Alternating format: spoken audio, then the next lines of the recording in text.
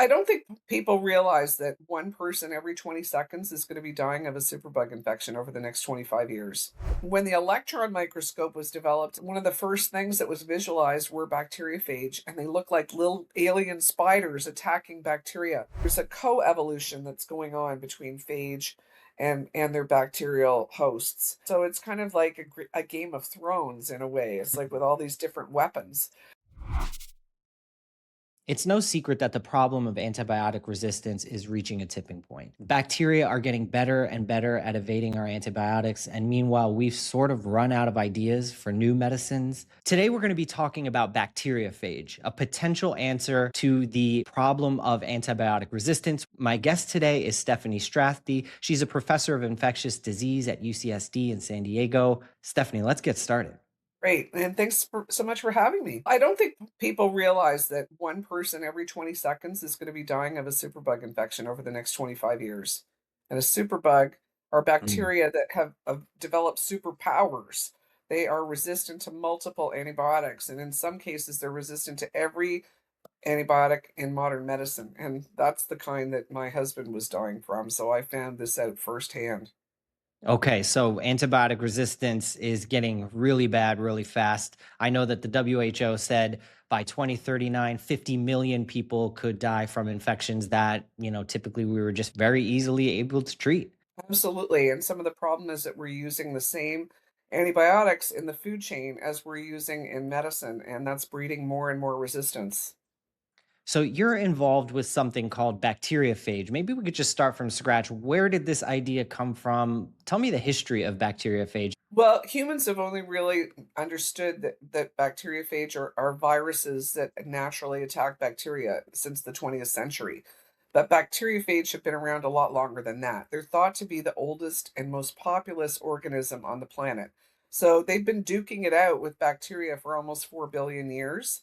And there's thought to be 10 million trillion or a nonillion, which is 10 to the power of 31, phages on the planet.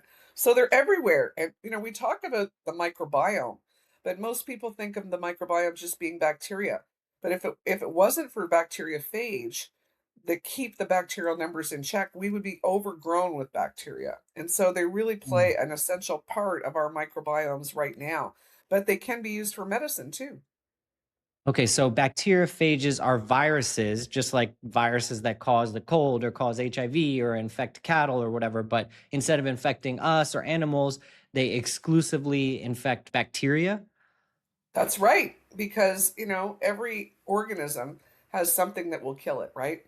Okay. There's like, antelopes have, cheetahs and lions that are trying to kill them. And in the case of bacteria, they have bacteriophage. And so we could be using and harnessing bacteriophage to overcome the problem of antimicrobial resistance that is growing. Okay, well, let's start with a little history lesson. Maybe you can take me back to who first figured out that there was such a thing called bacteriophage. Well, there were a whole host of scientists that observed bacteriophage activity without knowing what it was. One of my favorite stories is from 1896. There was a bacteriologist named Ernest Hankin, and he was on the shores of the Ganges and Jamuna rivers in India. And he was told by the local people there that the water was holy and that the people that drank that water were less likely to get cholera.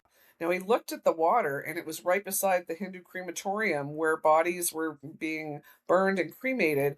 And sometimes, Ooh. if there were a lot of bodies, the rest of the carcasses were thrown in the water and they would go downstream. Well, he thought this water does not look like it's super safe. And if anything, it should be, more deadly here than anywhere else. So he tested the water. He got in a boat and he was collecting water as close as possible to these carcasses. And he talks about how turtles were coming up to try to snap at him and vultures were coming swooping down to try to get him, but he got the water and he's on the shore and he put the water through a Pasteur filter, which looks like a little funnel made of porcelain. And, Okay. it weeds out bacteria because it's got very small holes. So in the filtrate, he's looking at the suspension. He added that to a flask that had cholera bacteria in it, and it actually killed the cholera bacteria. So he thought, wow, this is crazy. Like, what is this? He didn't know what it was. He just reported on this bacteriolytic activity, as it's called. But that kind of experiment was repeated over and over by different researchers around the world until 1917, when a French Canadian self-taught microbiologist named Felix Deharel did a similar experiment when there were children that were dying of dysentery in Paris. And he saw that some of these kids lived. And so he took their poop and he, made a suspension of it and again put it through a Pasteur filter. And that filtrate killed the bacteria that was killing the other children.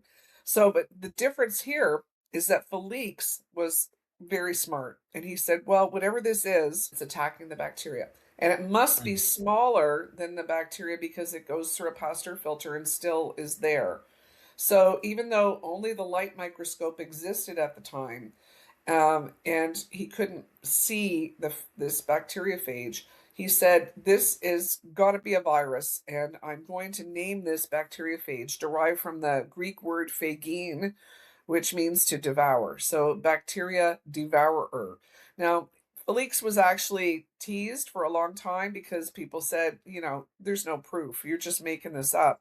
But when the electron microscope was developed in the early 1940s, one of the first things that was visualized were bacteriophage, and they look like little alien spiders attacking bacteria. So Wow. Felix was right all along. Oh my goodness. So he knew something was in this liquid, but he couldn't figure out what it was.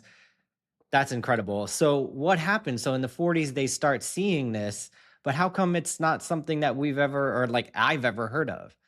Well, it's really interesting because, geopolitics played a role because when Felix discovered this in 1917 and used it in 1919 to cure children that were dying of dysentery, then phage became really popular and it was being used to treat bacterial infections in animals and humans. And he did it himself. In fact, Felix was the inspiration for the Nobel winning book Aerosmith. So, he got very well known, but he was a fellow who did not have an education beyond high school.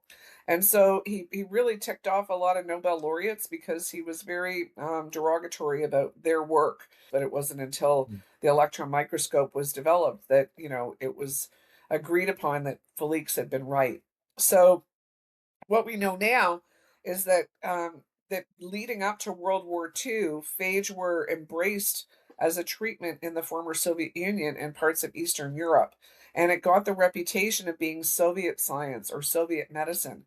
And for Mhm. that reason, it was vilified in the West. And the clinical trials that should have gotten done back then were never done because it was abandoned in favor of embracing penicillin and all of the antibiotics that came after it that were the birth of big pharma. Oh, wow. So they discovered that there are these viruses attacking harmful bacteria, but before research could really take off into what is it? What can we do? Can we use this? I guess it sounds like antibiotics were discovered and that just sort of took over. Yeah, but the first phage therapy center was established in what is now Tbilisi, Georgia. It's now known as the Ilyava Phage Therapy Center, named after Georgi Ilyava, who set it up with the help of Felix de Harel. In fact, there was even a cottage called Harel's Cottage that was erected with apparently with Stalin's blessing. But Felix never lived in that cottage. We all know now the horrible history of Stalin, having millions of people slaughtered, including scientists. So Felix never lived there, but he really did help this first phage therapy program get established that is still running to this day. So, in those areas of the former Soviet Union, do people use these viruses, these phages, to treat infections that they get? Phage are regularly used in the former Soviet Union. You can even buy them over the counter in ampules, and there's different combinations called intestiphage, and that would are for intestinal infections and things like that. Now, mind you, what you really want is to ensure that the phage that you're using matches the bacteria that you're trying to kill. And unless you have some testing done to ensure that, it's basically a guess. But some of those guesses are accurate because, some of the same infections occur in the gut over and over. But we have, really a lot to thank for the Georgians who have stuck by this, and we've learned a lot through their clinical experience. Fascinating. It sounds like the general idea is we could find these viruses that attack bacteria, ingest or take these viruses to kill the bacteria rather than having to take these antibiotics. So you're basically putting a living thing inside you to kill another living thing. Yeah, it's kind of like that old nursery rhyme, the old woman who swallowed the fly. She swallowed the spider to kill the fly kind of thing. But in this case, though, the drug is alive, right? And so the phage are going to multiply as long as their bacterial hosts is living. And so what happens is the phage enter the bacterium through a receptor. And if that receptor does not exist, then they can't get in to kill the bacterium, and they just die. They're removed from the body. It's the liver and the spleen play a big role in doing that. So there's no harm to the person or other bacteria at all. But if their bacterial host exists, they drill into it, attaching to that receptor, and their genetic material, usually DNA, enters the bacterial cell, and it takes over that bacterium, which is now kind of like a zombie. So the phage are turning it into a phage manufacturing plant. That bacterium is no longer multiplying itself, it's making phage. And when given the kill signal, those baby phage or virions are burst out of the bacterial cell, killing it in what's called lysis. And then they go on to attack other bacteria that have the same receptor. And once they can't find any more bacteria that have the receptor they attach to, then they die. So it's like nano precision medicine, and Mm. nature had invented it all along. It's just we, the big dopes, just figured out that we could be doing this more readily than we have been. It's kind of wild that these viruses will specifically attack bacteria. They're inside of us, but they will never enter our cells. They'll never kill our cells. They'll never even kill other bacteria other than the specific one that it's supposed to kill. That's right, and that's one of the beauties of it, right? Um, because, antibiotics have this kind of a scorched earth approach to things. That was thought to be a big advantage to have this broad spectrum kind of kill potential. But that really hurts our microbiome because some of the bacteria that are there have a really friendly and important role. So you really want to selectively kind of groom the microbiome. And so even beyond medicine where acute infections are being prevented or cured with phage, there's a whole industry of nutrition and microbiome folks that are thinking, wow, we could even weed out the unfriendly bacteria in our microbiomes with phage. So imagine having nutritional supplements that include phage. I mean, some of them do exist right now, but there's no evidence that they work because those clinical trials haven't been done to show that they're effective. So you really want to have this precision approach to it, and we're getting better with our understanding of what's going on with the microbiome to be able to do that someday. You have a very personal relationship with bacteriophage. Your husband actually had a resistant bacterial infection, was close to dying, and then was treated with phage. You treated him with phage experimentally, and it worked. And if you want to hear more about that, you need to listen to the Radiolab episode Steffanie and I just did. That's out. You can find it streaming wherever. But let's get into your work now as a professor, where this is your cause. This is what you're doing. Talk to me about what you are doing with phage. Well, I fell into this field of phage therapy. In fact, it wasn't even called phage therapy until, fairly recently, when my husband got sick with this superbug infection. And because he was cured and, went on to lead, a healthy life, it's been an inspiration for other patients and their families and other physicians. And his case report was written up and published as a protocol that's been used countless number of times to save other people. It's incredibly rewarding to know that the pain that our family went through was not just for naught. Other people are benefiting. So, my colleague who treated Tom is Dr. Chip Schooley, and he at the time when Tom was treated was the head of infectious diseases at the University of California, San Diego, and that's where the treatment occurred. And after its success, Chip and I co-founded what became the first dedicated phage therapy center in North America, called the Center for Innovative Phage Applications and Therapeutics, or iPath. We have treated dozens of patients at UC San Diego, but we don't want patients to necessarily come to us if we can help train physicians to do it elsewhere. And so we've consulted on cases all over the world. And there's phage programs now in Western Europe, Canada, Australia. Phage is, as I like to say, all the rage. And there's at least 95 clinical trials that are underway to be able to see whether or not phage can hold its own compared to the gold standard, which is antibiotics. And if it's proven effective, then, phage will be licensed by the FDA and other regulatory agencies in other countries. And I think that that moment is coming. The research that was really necessary to advance the field of phage therapy wasn't done. In the former Soviet Union, where phage has still been done for decades, they don't feel the need to go backwards to do the clinical trials because it's standard of care there. So, most of the Western world, it's still considered experimental treatment that is reserved for people that are dying or have no antibiotic options left.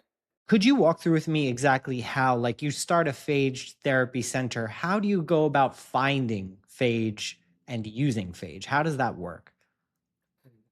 Well, the places that we find phage are some of the gnarliest in the world because wherever you find a lot of bacteria, you find the perfect predator, which is the name of our book, that will kill it. So, for example, poop, sewage, barnyard waste, most of excrement is bacteria. So there's going to be a lot of phage in fecal matter. So that's a perfect place to find it. So you build a phage library that have phage in the library that are ready to be used for treatment. And so these phage libraries exist around the world, but right now it's like having a million keys that are scattered all around the world and a million locks that are scattered all around the world, and you don't know which keys match which locks. And so we don't know which bacteria, phage, match which bacteria. And that's what we really need to know to expand this into something that's scalable.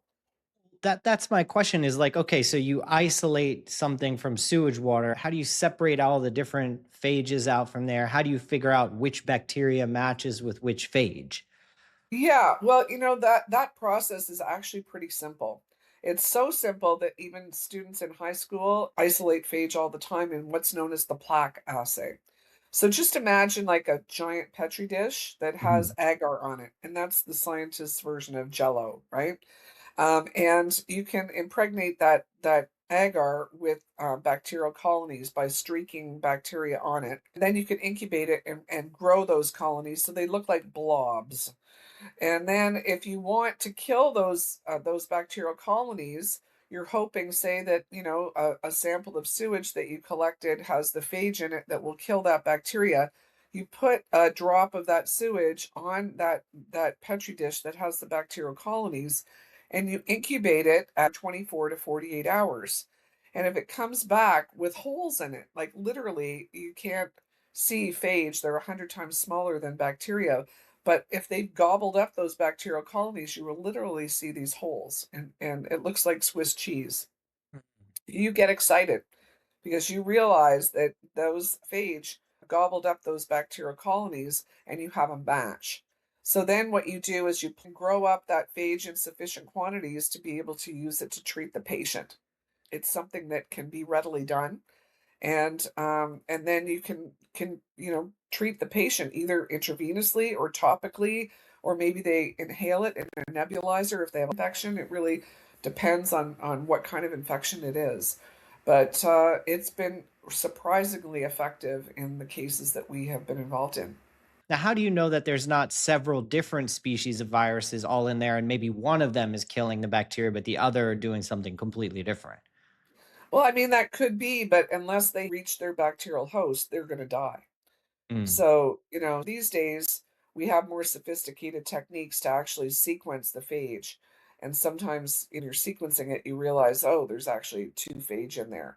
So it's really quite amazing what nature has done, and we can harness it all to our own good, our potential. Wow. So, okay. So you get a phage, a virus that can kill the bacteria you want to kill, isolate it, you inject it into this person. And as long as there's the bacteria there, the phage is going to reproduce, expand until it kills the bacteria. Then what happens to that virus after all the bacteria are dead? Well, once the bacteriophage is no longer finding a bacterial host that is a match to it, it's eliminated from the body. Now, when my husband was being treated, and even now, we don't know what the right dose is. And since we haven't seen side effects from phage therapy in almost all of the cases that we've been involved in, we are overdosing the patient with phage. And the phage that don't reach their target, they're just, filtered out and eliminated by the body.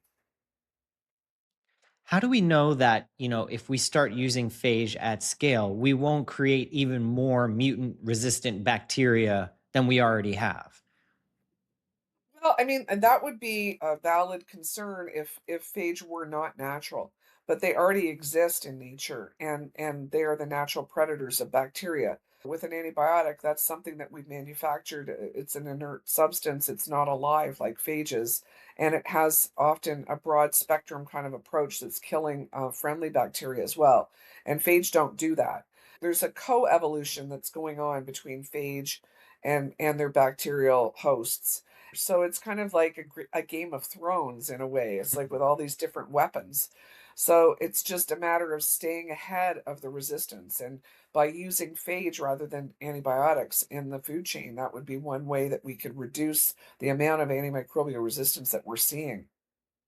How many different phage have we discovered at this point? Like, do we know about hundreds of them, millions of them? Well, I'm not a virologist, but I'm sure it's in the thousands, maybe even more.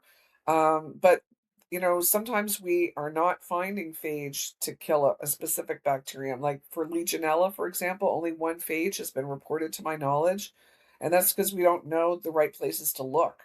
Mm. So I'm hoping that someday AI can help us source phage from the environment in a way that isn't just opportunistic, which is what we're doing now. So how are you discovering them? You're sort of taking that sewage water or taking ocean water or lake water and then sequencing some DNA in there and hoping that you find a phage and then you can see what bacteria that phage may match with. Well, that's one way of doing it. That's the metagenomic approach is to kind of just look at the sample and do, a shotgun approach to figure out, okay, what's in there. And some phage have been identified, like crass phage, which is one of the most common phages that's found in our gut. But the way that we approach it most of the time is that we have a bacterium that we're trying to kill. We have that streaked out on a petri dish or in a solution, and then we add the sample from the sewage or wherever that we obtained it, hoping that there's a phage in there that will kill it. But it's very slow. So I imagine a world not too far off where the bacterial sequence is going to be sent, through email, and that a phage is going to be synthesized based on that bacterial sequence to match it, kind of like a 3D printing approach to Oh, things. synthesize. So you're talking about creating phages that don't exist. Yeah, that's definitely going to be done, but there may be natural phages that already exist. If you have the bacterial sequence, you can scan through your phage library because you would already have those phages all sequenced as well to see if there's a match. I'm curious to know what data we have on the clinical side. Has this been used on people? I know it was used on your husband and it worked, but do we have any randomized data to show that this actually works? Well, what we have are case reports and case studies. My colleagues in Belgium published a case series of over 100 patients that were treated with phage therapy, but it's not a trial.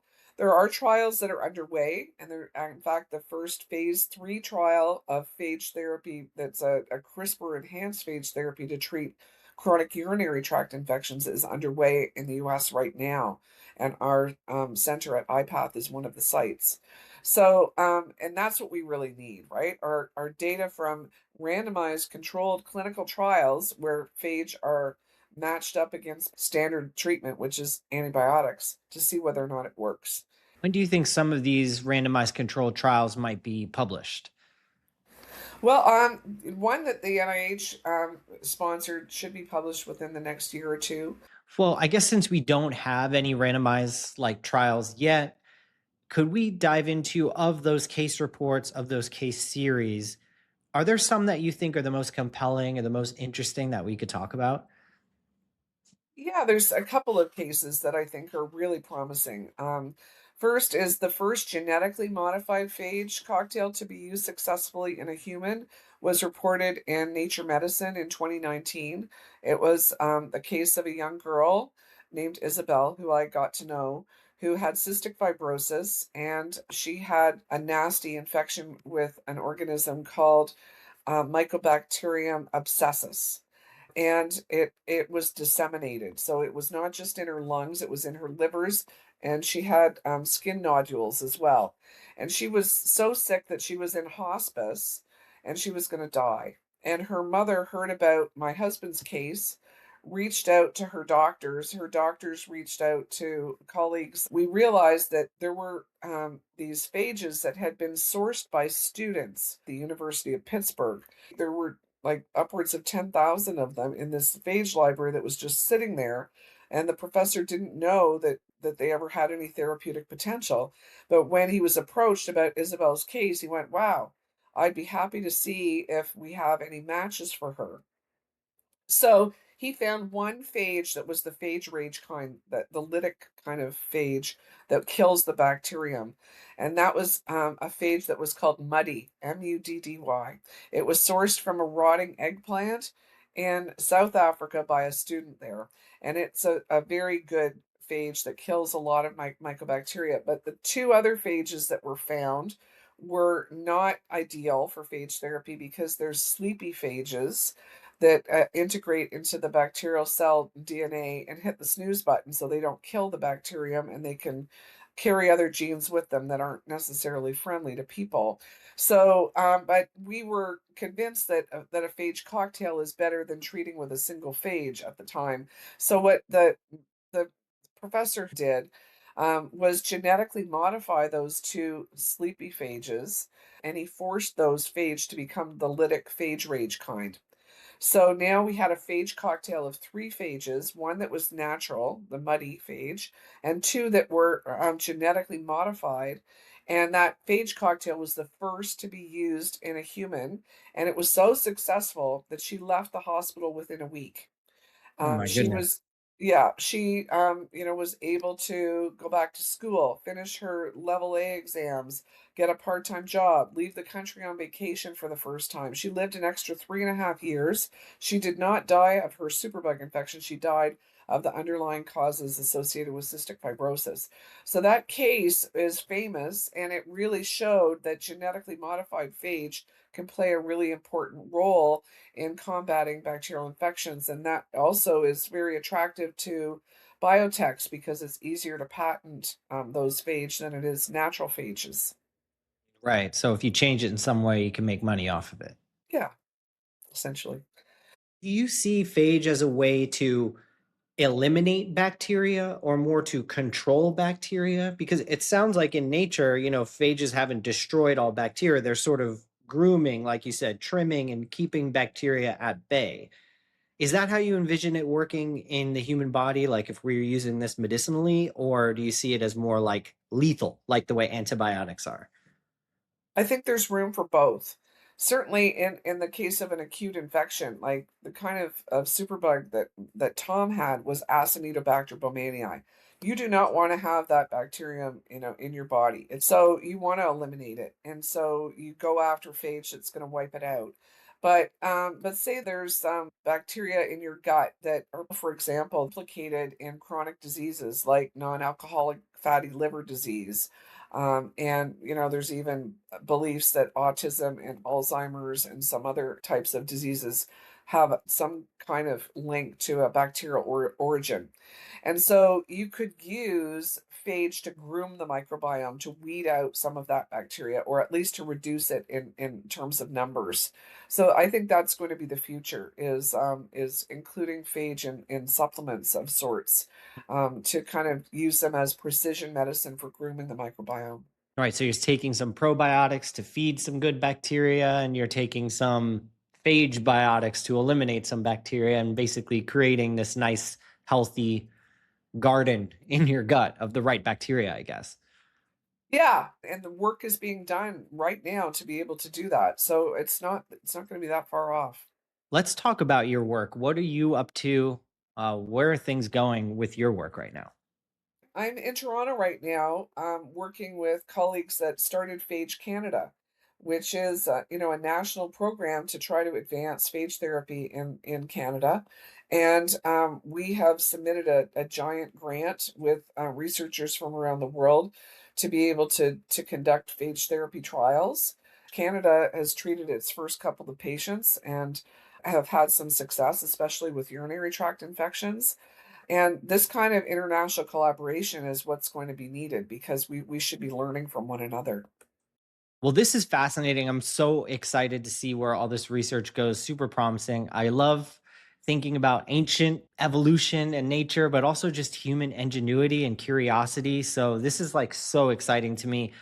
Thanks for being here. I know you wrote a book that goes through a lot of your personal story and how you came to be such an advocate for phage. Maybe if you could just show us that book. Sure. Okay, so the book is called The Perfect Predator: A Scientist's Race to Save Her Husband from a Deadly Superbug. And we wrote it because we realized that, as scientists, we were still blindsided by, the antimicrobial resistance crisis that is facing us. And the potential for phage to combat it was something that people weren't talking about. So we decided to share our story, and it's written in layman's terms, but it weaves the story with the science. And also has some crazy stories of Tom's hallucinations, which are pretty wild. So, yeah, we're happy to share our story if it helps other people. Well, thank you so much for taking the time to talk to me about phage today, get a little deeper into it. And if you want to learn more, you can also listen to our Radiolab episode together, World War B. Thank you.